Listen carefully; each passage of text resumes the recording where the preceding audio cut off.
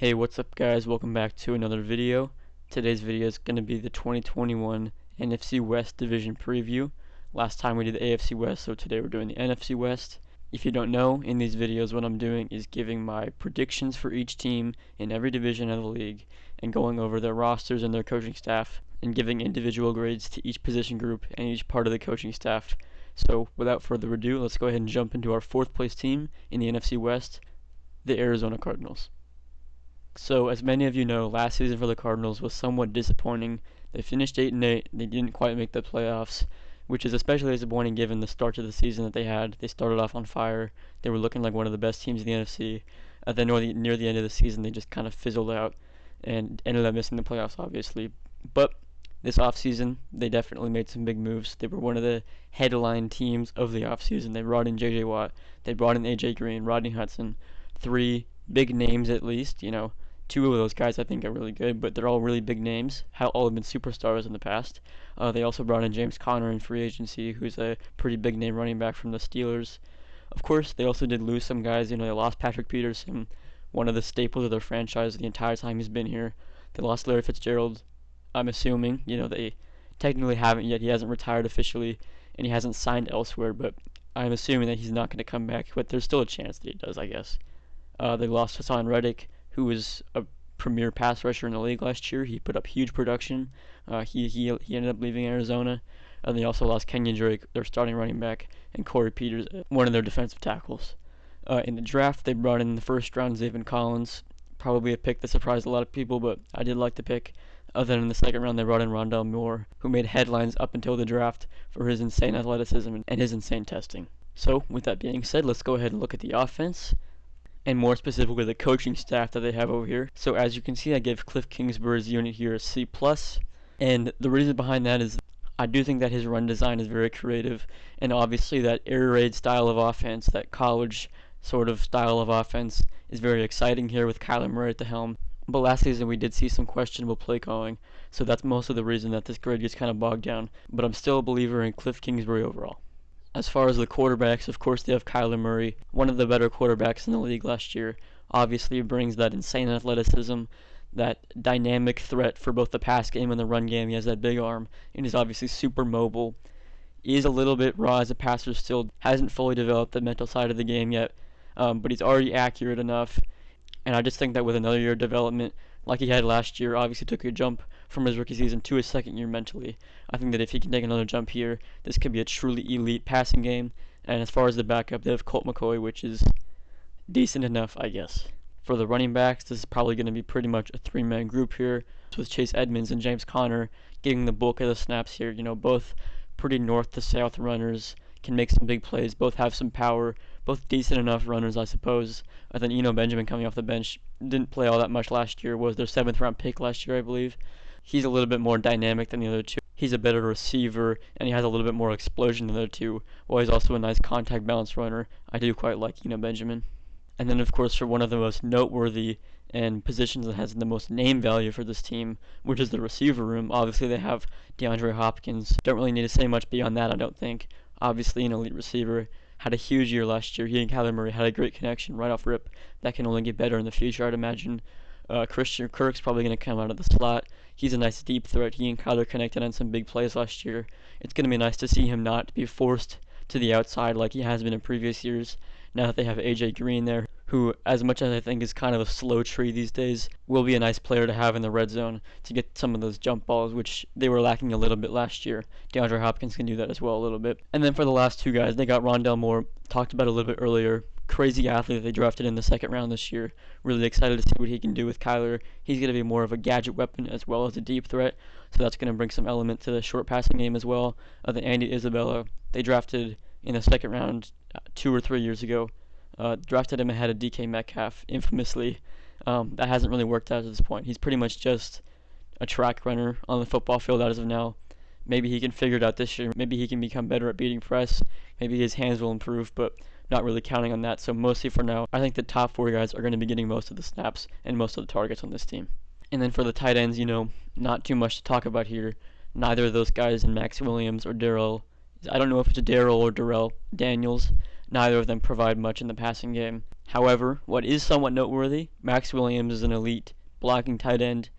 Daniels can do that a little bit as well, so they're going to be able to bring a nice element to the run game, I think. But as far as adding versatility to the passing game, you mostly had that last year in Dan Arnold. Neither of these guys are really going to do it for you in the passing game. And then for the offensive line, obviously this group is headlined by the center Rodney Hudson that they brought in from the Raiders. Elite center for the past however many years. He's been really good for the Raiders. Joining him on the inside at left guard is Justin Pugh, who's decent enough. And then at right guard, it's going to be a competition between Brian Winters and Justin Murray. Same thing, just both starting caliber guards. Not going to bring too much excitement, but also not going to be a liability. And then at tackle, definitely like what they have there with DJ Humphries and Kelvin Beachum. Both two young, good, and improving tackles that the Cardinals are going to be able to have there for the future. So overall, heavily anchored by the offensive line, the quarterback position, and some big superstars on the playmaking end, I do think that this offense is going to be pretty solid with the potential to be great, but for now I'm just going to give it a grade of a B-, which takes us over to the defense now. Of course, led by Vance Joseph, who I'm not so high on. He's had some failed attempts at defensive coordinator in the past. He was the head coach in Denver for a year before being fired. And he just hasn't found too much success throughout his career, whatever personnel he has on the team. Last year, the Cardinals had a pretty middle-of-the-road defense, with a lack of talent, I will say. Vance Joseph, I feel like, did do a decent enough job of maximizing the talent on the team, but I just don't think he does anything too special schematically, so I'm going to give him a grade of a C there. As far as the personnel goes, at edge, you obviously have Chandler Jones, elite edge rusher, missed most of last year, but I assume that he's going to be able to come back and be the same player that he was. And if that's so, then he's going to be able to carry these guys around him, I think. You got Marcus Golden, Devin Kennard, Dennis Gardeck. None of those guys you're very excited about getting significant snaps. None of those guys really bring much as far as pass rush. None of them are great run defenders. They're all just guys that, if they were your third, fourth, fifth edge rusher, I think you'd be perfectly fine with that. They're all decently fine depth pieces, but they're definitely not guys you want to have starting. So that's a bit of a bummer. And it's a similar thing for the interior here. Obviously, you brought in J.J. Watt. That's a similar dynamic with Chandler Jones, as around him you don't really have great players. Jordan Phillips can do a little bit as a pass rusher. Zach Allen, same thing, pretty average. And then after that, you got Xavier Williams, Rashard Lawrence, Lucky Fotu. None of those guys are particularly exciting. So this group is again going to be pretty much carried by J.J. Watt, I think. But overall, the pass rush there, I do think is decent. Obviously, it's pretty hard not to be decent when you have two top 10 or so pass rushers in the league. As far as the linebackers, I'm actually very excited to see what this group does next year. You brought in Zaven Collins, who is just an absolute freak athlete. He weighs about 270 pounds and moves like a deer. Other than next to him, you have Isaiah Simmons, who's mostly going to play linebacker this year, I assume. But obviously he's going to play that safety linebacker hybrid role that he has in the past that he did at Clemson. So just with those two guys alone, you're looking at the athleticism there. That's pretty much unmatched in the league for any position group, to be honest. Those are both insane athletes who, as far as polish and playing the linebacker position, I don't really think that either of them have great zone instincts. I think that Zaven Collins is going to be a good run defender instantly. Isaiah Simmons, obviously that's not his game. He's not going to be in the trenches in the run game too much. As far as backups, you have Jordan Hicks, you have Ezekiel Turner. Not really too exciting. Jordan Hicks, he did start last year. He has started in the past. He's a decent enough backup, but mostly there to help in the run game. But this linebacker group is really going to come down to what the top two guys can do. Can Zaven Collins get around that typical rookie linebacker struggle, and can Isaiah Simmons take a big step next year? If both of those things happen, or if even one of those things can happen, this could definitely be a huge boost to the defense, but I think that this is really just a big question mark on this team right now. Speaking of question marks, you have another big one at cornerback. You have just basically a ton of bodies in here. You brought in Malcolm Butler. You have Robert Alford. Those are both guys that I think are probably going to be the two starting outside corners. But then you brought Tay Gowan in. He's a slot corner rookie. Byron Murphy, another slot corner who's played on the outside a little bit. Jarquez Denard, another slot corner who's played on the outside a little bit. And then Marco Wilson, a guy that they drafted in the 4th or 5th round, another slot corner. So they have basically just a ton of, in my opinion, capable bodies, but they definitely don't have any superstars. And they have a lot of young players and inexperienced players, and they have a lot of guys that I don't really know what role they're going to play in this defense. I don't know where they're going to be playing as far as the cornerback position, but I'm just overall not too excited about that group. The one thing you can hope for, though, is that this really nice safety group is going to be able to make up for that a little bit. Obviously, you have Budda Baker there, elite safety in this league, can play center field, can play in man coverage, can move into the nickel, can come down to the box and play run defense really well. He's just a super versatile, ideal safety that you'd want to have on your team. Other than he's joined by Jalen Thompson, who's a nice athletic center fielder type. And Sean Williams, who, though he's up there in age, is primarily probably going to be a box safety for them, a nice depth piece there. So I do quite like the safeties that they have there. So, with all that in mind, pretty solid pass rush, mostly headlined by just two guys, and then a really big question mark at linebacker. Could be a very bad group, to be honest, but then also could be an elite of the elite group. Other than the secondary, mostly being carried by the safeties with a basically just huge hole at cornerback, if I'm being honest. So, with all of that, I think that the defense is going to be solid, not good, not great, not bad. I do think that they have the potential to be great, obviously depending on those linebackers. For now, I think that this team is going to be mostly relying on that offense. Now, on to the final prediction for the team. Obviously, I think that they're coming in last place in this division, in fourth, but I still think that they're going to be a very capable and good team this season, which takes us to our third place team, the Seattle Seahawks, who last year, after having a very successful regular season, did of course end up losing embarrassingly in the wild card to the Rams. So of course last season was not exactly what they were hoping for. And to be honest, I don't really love what they did this offseason that will be able to put them in a better place next season. But they did add some players. I'm not trying to completely bag on them. They did add Kerry Hyder, who's a name that a lot of people might not know, but he was super productive at edge for the Niners last season, so a really nice addition to steal him from a division rival there. They added Aldon Smith from the Cowboys. They brought in Gabe Jackson to add some more stability to that offensive line, signed Gerald Everett, starter from a division rival, and then with their first pick in the second round drafted Dwayne Eskridge, who is a super dynamic receiver. However, now on to the losses. They did, I'm assuming, lose KJ Wright. He's still a free agent with a potential to come back. But for the sake of this video, I'm going to assume he's leaving.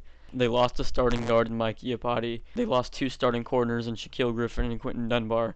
And then they also lost Jerron Reed. So, with that somewhat underwhelming offseason out of the way, let's go ahead and just look at their offense, which is co-run by, of course, Pete Carroll, and then their new offensive coordinator signee this offseason, Shane Waldron, replacing Brian Schottenheimer. So, last season, we did see the start of the year with that quote-unquote let Russ cook type offense, definitely going for more of the vertical passing game, not just pounding the ball up the middle over and over again. But near the end of the season, we saw them revert back to that when Russ started having some turnover issues. And I think that offense is what it is, you know. It's definitely Pete Carroll's style of football, just pounding the ball up the middle, playing good defense, not doing too much. But at the same time, you obviously have to consider, you know, it feels like kind of a waste. You have Russell Wilson at quarterback, one of the best improvisers at the quarterback position in NFL history. Obviously just absolutely elite as a football player. But I am curious to see this year with the hiring of Shane Waldron, who has come from LA, who has run that outside zone, play action, deep passing game style of offense. I don't really know how that's going to work. I'm very curious to see what he and Pete Carroll decide on for the play calling and for the playbook this season. So I'm just going to settle with a C+ grade for now, because that's definitely a big question mark, and we'll talk even more about that later. But first of all, just talking about the quarterbacks. Already touched on Russell Wilson, elite passer, brings something to the running game, has some issues potentially last season we saw with turnovers. You know, if he's left too much to play hero ball, if he's not given enough structure, maybe sometimes he can get a little out of control. But I definitely obviously trust Russell Wilson. I think he's an elite quarterback, top 5 or so quarterback in the league, possibly even better. As for the running backs, you have Chris Carson, Rashad Penny, their former first-round pick, Travis Homer, and DJ Dallas, and there's depth. And this is part of where my confusion comes from for the play calling standpoint. You know, your feature back the last couple of years has been Chris Carson, who is just that Pete Carroll style of running back. Just he pounds the ball up the middle. He's a reliable back, but he's not very explosive. You know, he's definitely not shifty. He's not a one-cut type back. He's just north-south. He's going to get you 4 yards every time or whatever. But with this Shane Waldron hire, you know, that makes me think they're going to be running that outside zone scheme. And so I really just don't know where that leaves Chris Carson. I'm assuming that they're probably just going to make that a hybrid, and he's still going to be, you know, less involved in the offense, but still going to be getting 50% of the snaps or whatever. But in this case of that, I don't really know who behind him is going to be able to have that burst to do that, because that's not really Rashad Penny style, not really Travis Homer style. And like, are you then relying on DJ Dallas to be carrying a load of your snaps offensively? I don't really know about that. I don't really like that much.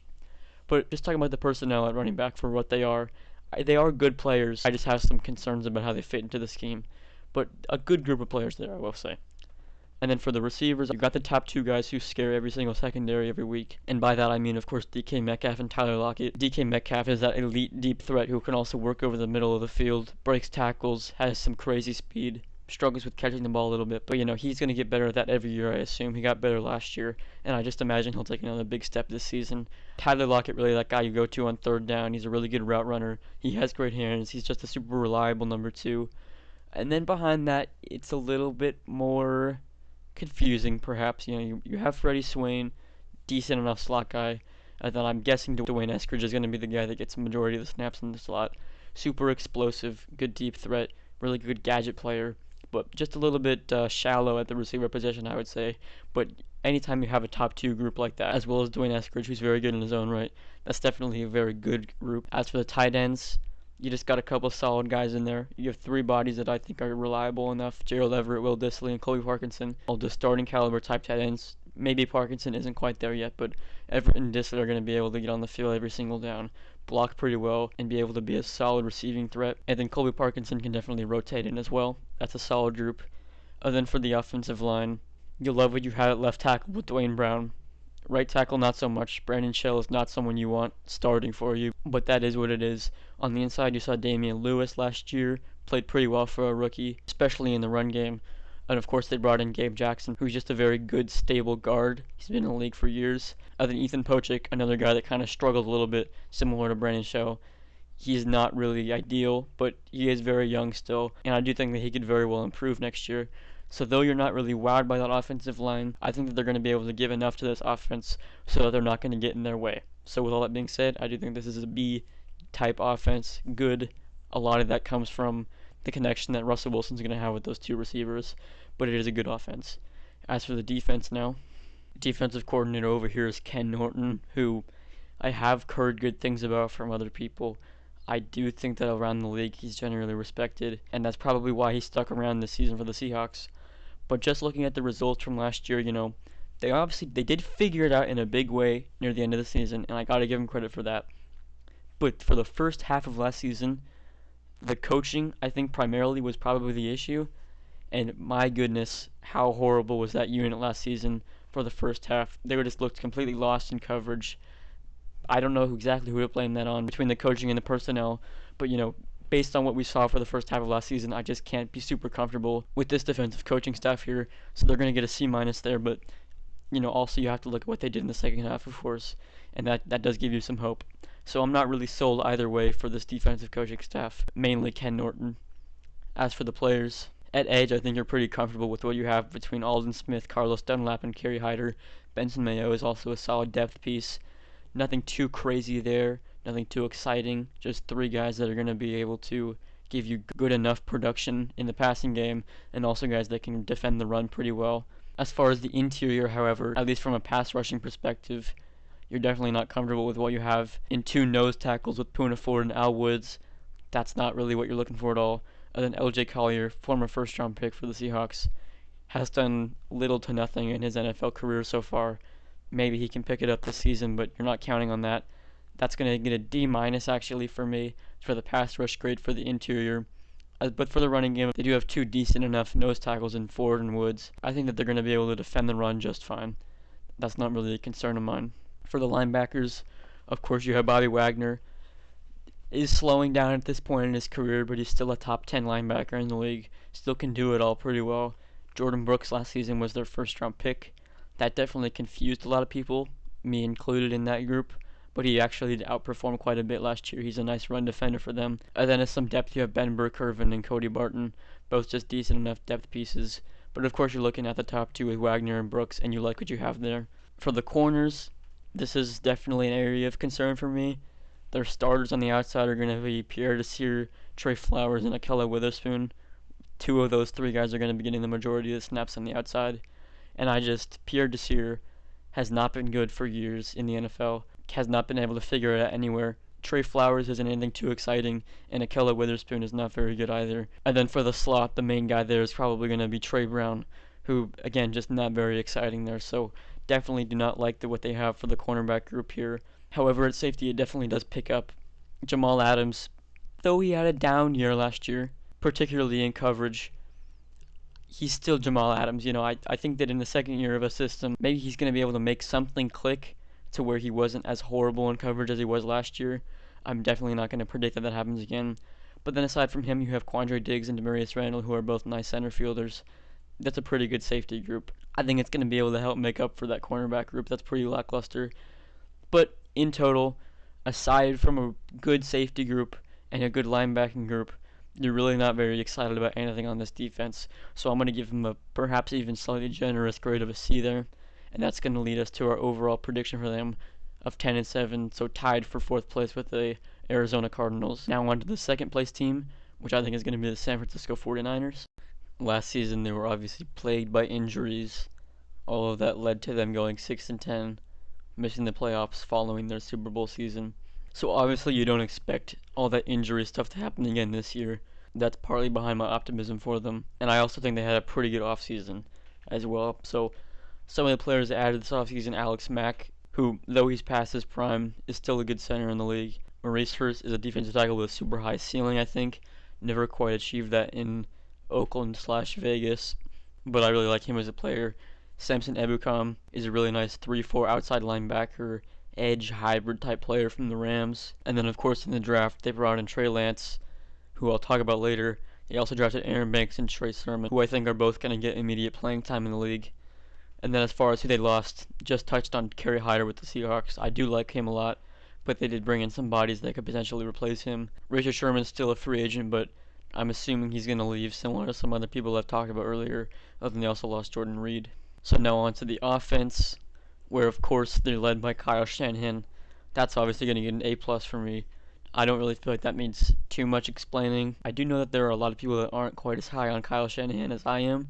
For those people who kind of point out, how he's had some failures in the past with team record overall and not liking him so much as a head coach. I understand maybe that you do want someone that's going to be able to coach both sides of the ball, but at least for the offense, I do feel like he's obviously one of the top 2 or 3 offensive-minded head coaches in the league. One of the first people in the league to use that, what we now call Shanahan, outside zone kind of scheme with a lot of play action and a lot of wide zones, using those athletic tackles, using tight ends to block, and getting really athletic running backs.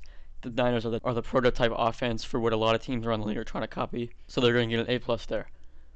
As for the quarterback, it's going to be a competition between Jimmy G and Trey Lance all season.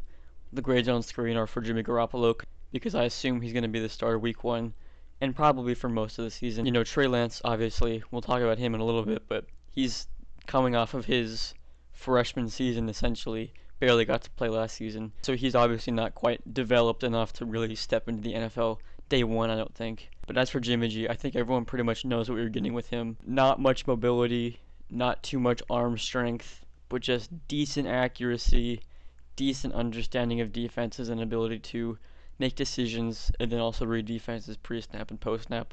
He's just very middle of the road in every aspect.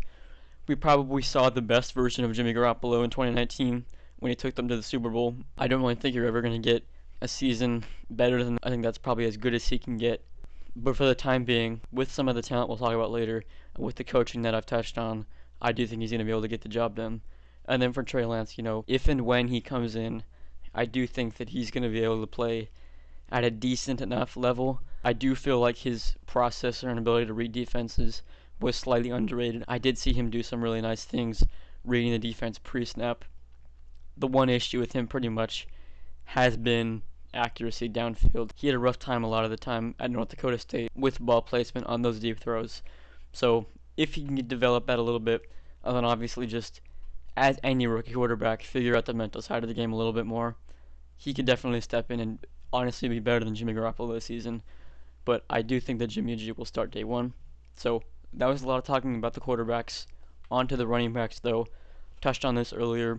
This is just the prototypical Shanahan offense running backs. Raheem Mostert and Jeff Wilson are both of those speedy type running backs. A lot of juice. and they're going to be able to capitalize on blocks and get some huge plays for the Niners. And then Trey Sermon is more of a traditional bruising running back, is really good in between the tackles, and I think that he's going to be utilized well in this offense. Another similar guy would be Wayne Gallman. Again, more of a physical type of running back, not so much straight line speed. So I really do like that running game. As for the receivers, this is actually a part of the team that I've had a little bit of concern about for the past 3 years or so. You know, as much as I do think Deebo Samuel and Brandon Ayuk are good players, when the people behind them are Richie James, Mohamed Sanu, and Jalen Hurd, I do think that that's a little bit concerning, because both of those guys, Ian Samuel and Ayuk, are primarily going to be used as gadget type guys. They're not super elite deep threats, though they can do that a little bit, and they're definitely not making contested catches and capitalizing on 50-50 balls. They're really good on screens, short passes over the middle, and they can get a ton of yards after the catch. But as for more traditional receivers that you might see, they have Mohamed Sanu and Jalen Hurd, which that's not really a duo you're comfortable with as your traditional receivers. Mohamed Sanu really has not been the same the last couple of years, other than Jalen Hurd is coming off of 2 ACL tears, I believe, and he has not played an NFL game yet. So really, honestly, kind of a weakness there for the receivers in my opinion, though they do fit the offense well, and they're going to be able to provide some juice in the run game. However, the tight end room, of course, is going to be able to make up for that, as they have George Kittle. In my opinion, the best tight end in the league. Elite in all the aspects you want for a tight end. He's a really good blocker. He's great after the catch. He has great hands. He's a good route runner. He's just an absolute monster of a tight end. And then Ross Dwelley and McCole Pruitt are both decent enough backup tight ends for the time being, but really the main guy there is George Kittle, of course. And then for the offensive line, the tackle duo, Trent Williams and Mike McGlinchey, is really nice. Though Mike McGlinchey did struggle with pass protection last season, he is so athletic and he is such a great run blocker that he does make up for it. And then Trent Williams last year was probably the best tackle overall. His ability in pass protection and in the running game is elite, and he fits the scheme really nicely. And then the interior is a little bit weaker. You have Laken Tomlinson at left guard, and then at right guard it's going to be a competition between Banks and Brunskill, which is just okay. Like most guard duos in the league, you're not complaining about that, but you're not super excited either. And then at center, they brought in Alex Mack, who, as I said earlier, is just a good, solid center at this point in his career.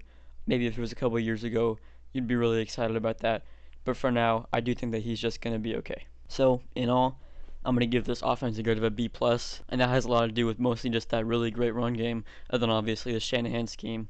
As for the defense, of course, coaching-wise, it is a big hit to lose Robert Saleh to the Jets. Of course, he took the head coaching job over there, but I do think that they did a good job in replacing him with D'Amico Ryans.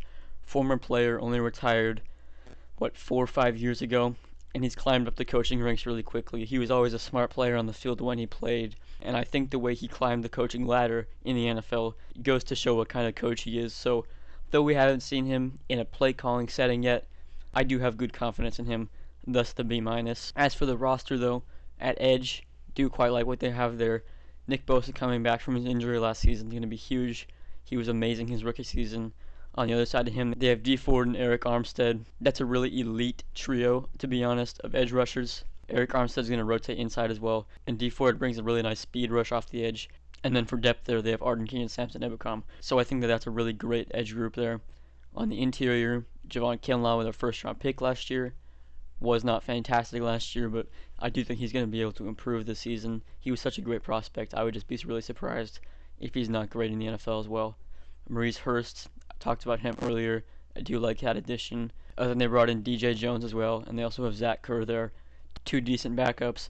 And then, as I said earlier, Eric Armstead could factor into this grade as well, because he's also going to rotate inside. So though this group is not nearly as good as the edge group, I think it's going to be just fine. A lot of that riding on how much Hurst can improve and how much Javon Kinlaw can improve. So there's definitely going to be a lot of variation in this grade throughout the season, depending on what those two guys do. For the linebackers, they have Fred Warner, in my opinion, probably the best linebacker in the league at this point. His instincts in zone coverage are elite. He's an elite athlete, and he's great in the run game as well. So Fred Warner's just an absolute beast. Dre Greenlaw is really nice as well. And then for depth there, they have Nate Gary, Samson Ebukam, and Azeez Al-Shaair. So I definitely do like that group there. But a lot of it is, of course, contingent on Fred Warner, who I think is amazing. Then for the corners, you got an outside trio there of Jason Verrett, Emmanuel Mosley, and Andrew Thomas. Henry Thomas is a 5th-round pick, I want to say, this past draft. And then they had Jason Verrett, who managed to stay healthy last year. He was one of the only 49ers players to stay healthy last year, and he really broke back out. Obviously was very good in the past for the Chargers, but it did seem like his career was going to be coming to a close. However, last season for the Niners, he was able to rejuvenate his career with another great season, so I like what they had in him. Emmanuel Mosley's pretty middle of the road. Other than Andrew Thomas, I did quite like coming out of college. Did take this past season off, so we'll see how that affects his play. But in 2019, he was really nice. I think Kawhi Williams is their slot. Again, just decent, similar to Emmanuel Mosley. And then at safety, you have the duo of Jimmy Ward and Jaquiski Tartt, who are both good safeties. And then they have backups like Tavon Wilson, Marcel Harris, and Tony Jefferson, who are going to be able to rotate in occasionally. And all this adds up to what I think is a very solid, could be potentially great defense, depending on if D'Amico Ryans can really fill in the shoes of Robert Saleh. And all this adds up to what I think is going to be a 10-7 season for the 49ers, just like the Seahawks and the Cardinals, all going to be tied for 4th place in this division. So it's now time to reveal the 1st place team in the division, and that's going to be the Los Angeles Rams. And the main reason for this is, of course, going to be their acquisition of Matt Stafford this offseason. They replaced Jared Goff with him this offseason, and I think that that's going to mean everything for them. Last season went 10-6, lost in the divisional game, made the Super Bowl with Jared Goff a couple years ago. They've had pretty similar rosters up until that point, and I really think that Matt Stafford's going to be the guy that's going to be able to possibly push them over the edge. But talking about what they did do other than that this offseason, they also brought in Deshaun Jackson. He should be good for 2 or 3 games this season. And then they didn't really draft anyone that I thought was very notable. However, they did lose some big pieces. Did just talk about Samson Ebukam. He went to the Niners. They lost John Johnson to the Browns. Austin Blythe. Obviously Jared Goff. Michael Brockers is gone. He was a really nice rotational piece for them. They also lost, as I said earlier, Gerald Everett. And then Josh Reynolds is headed to the Titans. So they did lose several starters for their offense. But I'll talk about all that later. Looking at their offense now, this is going to get another A+ for the coaching. I think that McVay is in a similar tier as Kyle Shanahan. They both run very similar schemes, and they're both very good in my opinion. Don't really need to say much else, I don't think. Looking at the roster now, of course at quarterback, Matthew Stafford is there. John Wolford's the backup. And I think that Matthew Stafford is just great. I think that he was the one being held back by the Lions, and not the other way around. He plays well in structure really well. He has a very solid processor. He's super accurate. He has a cannon for an arm. He's not super mobile, but other than that, he pretty much has everything you want in a quarterback. He's just a very good passer and a very good overall quarterback. Other than John Wolford is on the team, and that's what I'll say about him. For the running backs, Cam Akers is going to be your main guy there. They also have Darrell Henderson, and then they have Raymond Calais from last year's draft as well. Though I'm not sure how much he's going to play, because he is very similar to Cam Akers in style. So my main gripe with this room is just that they don't really have all that much power. They let Malcolm Brown go this offseason, who was a back that got a lot of touches for them, and he mostly brought that element of power. But Cam Akers is a really nice contact balance back. He's a nice receiver. He has pretty good explosion. He breaks tackles. He reads blocks well. He's just overall a very good running back. I do quite like him. And then they have Darrell Henderson as well, who's a really nice home run threat. If he gets a hole, he's going to be able to take it to the house. But other than that, he doesn't really do too much. And then Raymond Calais, as I said earlier, is just a Cam Akers clone in many ways, so don't really know how much he's going to factor in here. But given the top 2 players, I do think they're good. I just think that there's maybe a little bit of a hole here for the power aspect of running backs. For the receivers, you of course have Robert Woods and Cooper Kupp. That's been their duo for a couple years, and they're both fantastic. And then for the other outside spot, you're going to have Deshaun Jackson playing, as I joked earlier, 2 or 3 games. He's obviously been very injury prone in the past. You hope that doesn't continue this season, but you're probably not betting on Deshaun Jackson giving you a full season of being an elite deep threat. So in the case of injury, or even if he doesn't get hurt, because I think this guy's great, Van Jefferson's there, super technical route runner, did not get to get on the field that much last season, but I really liked him coming out of Florida. And then they also have Tutu Atwell in here, who I guess could be a pretty good gadget guy, but I just don't really know how his size is going to translate to the NFL level. So that waits to be seen. And then for the tight ends, they have Tyler Higbee as the main guy. They of course lost Gerald Everett, who used to get a lot of snaps here, but I overall like the tight end room. And then for the offensive line, nothing really too special here. You obviously have Andrew Whitworth, who's a really good tackle, though he is getting up there in age. And then you have Rob Havenstein, who's also solid, particularly in the running game. He's a similar type of player to Mike McGlinchey, I would say. And then on the interior with Austin Corbett, Brian Allen, and David Edwards, those guys are all going to get the job done. I think there's really nothing too special about those three. So overall, there's just nothing really too special about this offensive line. They're just going to be able to get the job done, in my opinion. So with all that being said, I give the offense a total grade an A-, which takes us to the defense. This offseason, they brought in Raheem Morris to replace current Chargers head coach Brandon Staley. Obviously, Staley's defense was run exceptionally well over here last season. They had an absolute elite defense. Although I do like what they brought in here with Raheem Morris. Ever since he took over as interim head coach over in Atlanta, their defense looked like an NFL caliber defense, which is saying a lot given what they had looked like previous to that. I will be curious to see if Morris implements Staley's kind of defense, as the scheme in last year's Falcons defense was very different than what the Rams were going with.